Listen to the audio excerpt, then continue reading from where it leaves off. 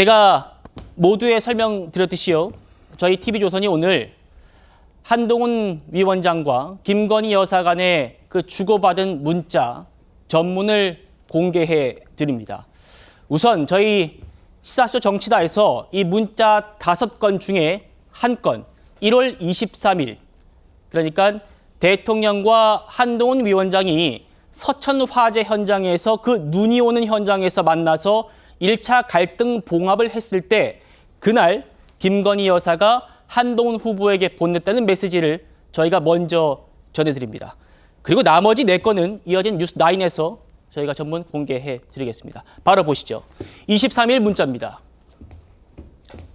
전문 공개이기 때문에 시간이 좀 걸리더라도 제가 더 설명을 다 드리겠습니다. 요 며칠 제가 댓글팀을 활용해서 위원장님과 주변에 대한 비방을 시킨다는 이야기를 들었다. 너무도 놀랍고 참담했다.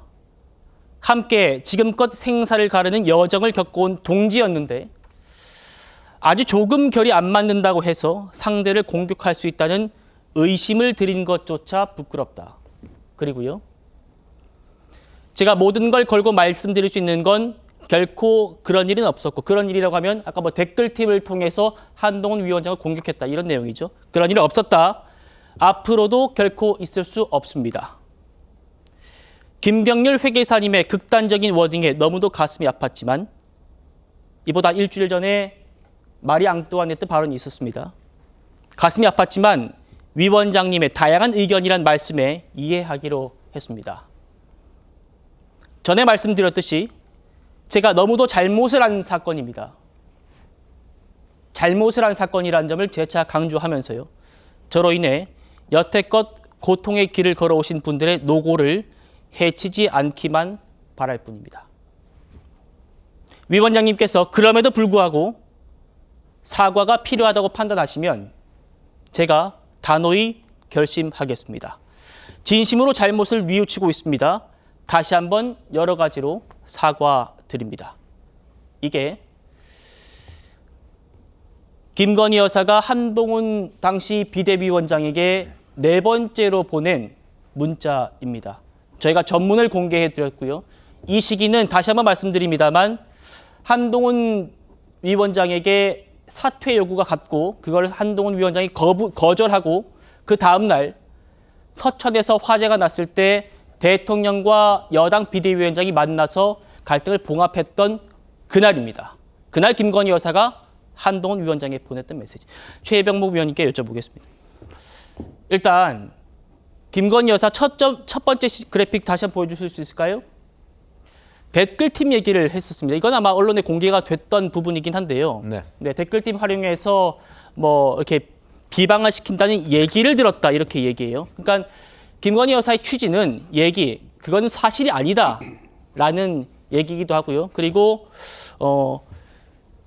내가 한동훈을 공격할 수 있다는 그런 의심을 드린 것조차 부끄럽다라면서 상당히 자세를 낮춰서 한동훈 위원장에게 다가가는 그런 모습을 볼 수 있었습니다. 어떻게 좀 읽으셨습니까? 그러니까 이제 뭐 일부 언론 보도나 이런 데 보면 이제 김건희 여사 주변에서 한동훈 비대위원장을 뭐 여러 가지 의미로 이제 공세를 펴고 있다. 뭐 이런 보도들이 당시에 많이 나와 있습니다. 아마 이제 그걸 해명하고 싶은 것으로 보여요. 그러니까 그게 내가 하는 일이 아니다. 뭐 이런 걸 이제 해명을 한 거고요. 자, 그리고 이제 본인이 이 명품 파우치백 사건과 관련해서 본인이 잘못한 사건이니까 뭐 이런저런 여러 가지 저 1월 23일 것뿐만 아니고 1월 15일부터 계속해서 그렇습니다. 있었잖아요. 그 앞에 벌써 3건이 있었단 말이죠.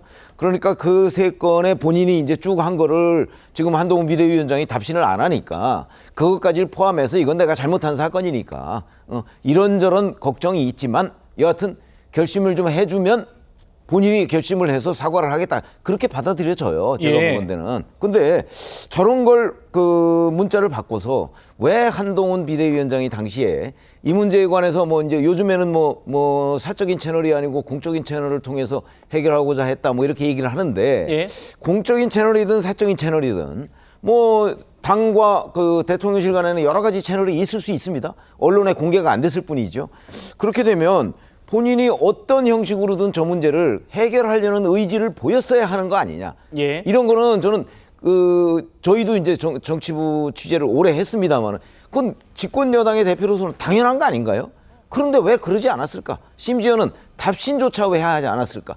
이런 부분이 이제 의문이 남는 부분이에요. 네. 그래서 이런 것들이 혹시 정무적 오판, 뭐 이런 결과가 아닌가? 그러면 이제 그런 정무적 오판을 대표가 됐을 때 다시 재현하지 않는다는 보장이 있느냐?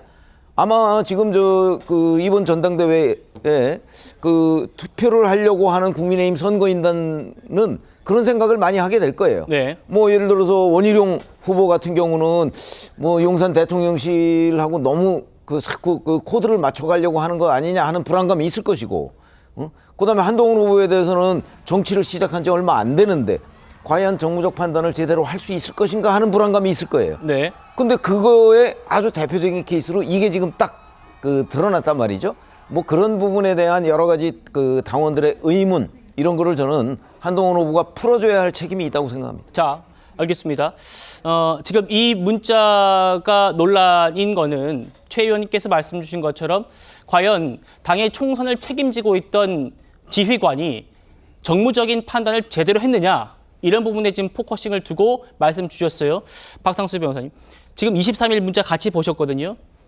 제 첫 느낌은 김건희 여사가 굉장히 그래도 자세를 낮춰서 한동훈 위원장에게 다가가고 비대위원장을 예우하는 그런 느낌을 받았는데, 한동훈 캠프에서는 그럼에도 불구하고라는 단어를 굉장히 많이 얘기를 하더라고요. 그러니까 지금 보시면 사과하겠다 이런 표현도 분명히 들어가 있습니다. 그런데도 한동훈 캠프에서는 이게 사과하겠다는 뜻으로 볼 수 없다라고 본다고 해요. 어떻게 좀 바라보십니까? 어떤 사안을 바라볼 때 마이크로하게 어떠한 지점을 바라보는 것과 매크로하게 전체적인 상황을 통찰해 보는 게 있습니다. 저는 당시에 선거를 직접 뛰었던 사람이죠. 예. 제 머릿속에 선거에서 가장 중요한 날은 3월 4일이었습니다. 이종섭 호주대사 임명일이었죠. 1월 23일은 이번에 문자 사건이 일어나면서 처음으로 찾아보고 1월 23일이라는 날짜를 확인해 봤어요. 물론 서천 화재 참사의 그 기억은 머릿속에 남아 있습니다. 그러나 날짜는 남아 있지 않습니다. 예.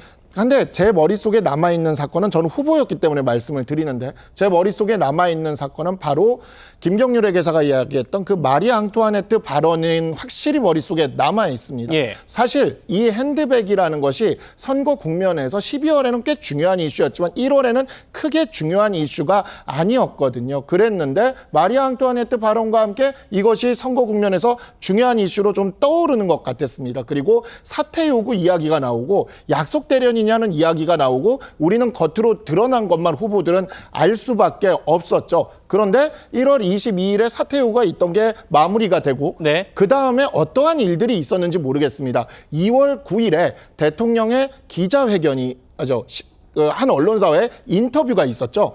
2월 9일에 그 인터뷰에서 어느 정도 수준의 워딩이 나왔습니다. 저는 그 과정에 있었던 이야기들을 알지 못하지만 네. 그 과정에 많은 이야기들이 있었을 거라고 생각해요. 그리고 그 과정 중에서 이 여사님의 한동훈 당시 위원장에 대한 문자 메시지와 같은 일들이 한순간순간 들어가 있는 하나의 편린 같은 장면들이죠. 예. 우리는 지금 이 장면만 가지고 계속 이 논쟁을 하고 있는데, 당시 이용이나 장해찬 같은 분들은 이 각종 프로그램이나 이런 데서 사과를 해서는 안 되는 이유를 얘기하고 있었거든요. 예. 그러니까 이런저런 이야기들이 있었고, 그 과정에서 서천에서 대통령과 위원장이 봉합되는 장면이 있었고, 2월 9일에 대통령이 직접 말씀을 하는 부분이 있었습니다. 네. 이게 공식적으로 드러난 지점이에요. 이 공식적으로 드러난 지점 사이에 어떠한 정무적 판단들이 있었는지 모르겠으나, 그러한 부분들을 하나도 고려하지 않고 이 사적인 문자 하나만 가지고 이야기하는 것은 바람직하지 않다라는 측면이 들고, 사적인 문자가 아니라 공식적인 채널을 통해서 이루어졌던 모든 이야기들이 다 나오는 것이 또 지금 시점에 바람직한지는 저는 잘 모르겠습니다. 알겠습니다. 시청자 여러분께서 저희가 공개해드린 이 문자의 전문을 보시고 어떤 생각이 드시는지를 생각해 보시면 좋겠습니다.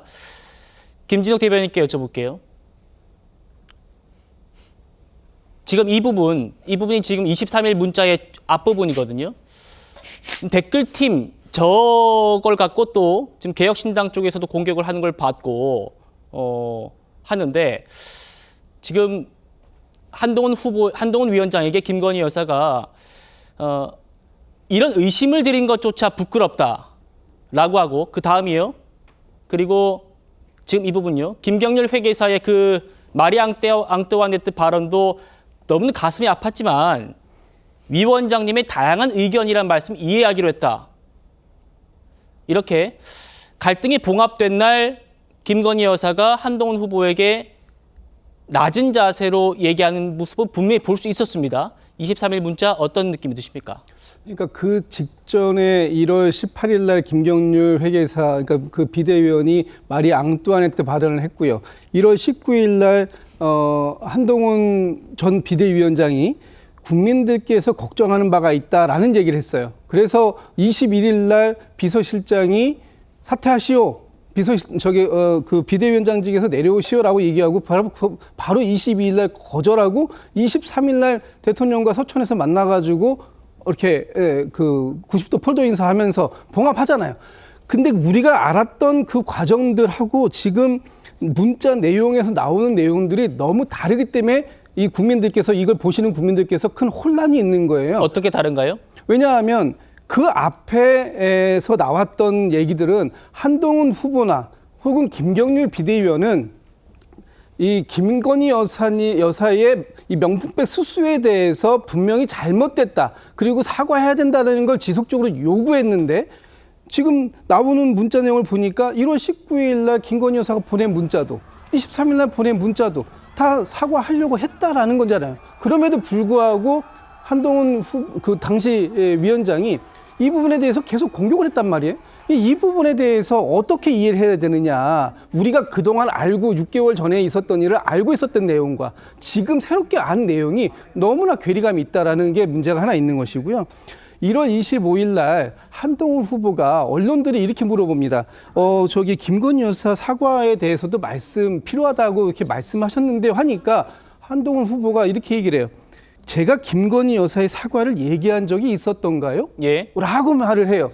근데 그게 1월 25일이에요. 그러면 1월 23일 날 김건희 여사가 이렇게 보낸 문자에도 그럼에도 불구하고 위원장님께서 사과가 필요하다고 하면 사과하겠습니다라고 했는데 사과를 요구한 적이 있던가요? 라고 반문을 해요. 이 얘기는 앞뒤가 안 맞는 게 아닌가. 그래서 지금까지는 김건희 여사의 문자 내용만 보면 사과하려고 했던 의지가 분명히 있었던 건데 이 부분을 한동훈 당시 비대위원장이 판단을 유보했던 거 아닌가라는 쪽에 지금 요 문자 내용만 보면 예. 중심을 그렇게 볼 수 있겠다라는 생각이 드는 거죠. 자, 그러면 김 대변인님.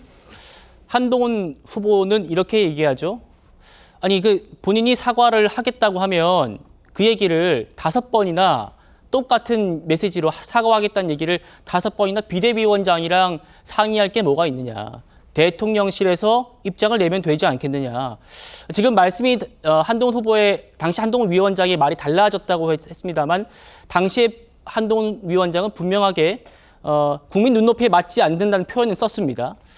어떻게 이 부분은 어떻게 좀 말씀 주실까요? 저는 그건 논리적으로는 맞아요. 논리적으로는 한동훈 지금 후보가 이 당시의 상황을 뒤집어서 얘기하면 맞는데 문제는 뭐였냐면 당시에 김건희 여사가 내가 잘못한 사건이다라고 인정을 했고 그리고 이 부분에 대해서 한동훈 후보에게는 계속 사과를 하지 않습니까? 그렇다면 이 사과는 저한테 하실 사과가 아니라 네. 국민들께 직접 하시면 될 사과 같습니다. 라든지 그 얘기를 문자로 회신을 안 하더라도 그 여사께서 이렇게 나한테 문자를 보내왔는데 이러이러한 부분들을 대통령실에서 잘 처리해서 국민들의 걱정 없는 국민들의 눈높이에 맞게 하시면 될 것 같습니다라고 하면 된다라고 대통령실의 정무수석이든 예. 아니면 대통령께 직접 말씀하시든 그렇게 하는 공적인 관계에서도 그렇게 할 수 있었다. 그런데 그런 행동은 안 보인다라는 거거든요. 그렇기 때문에 그냥 뭐 나하고 상의할 거 없어요. 그냥 알아서 하셨으면 되는 건데 왜 이제 와서 나한테 상의한 것처럼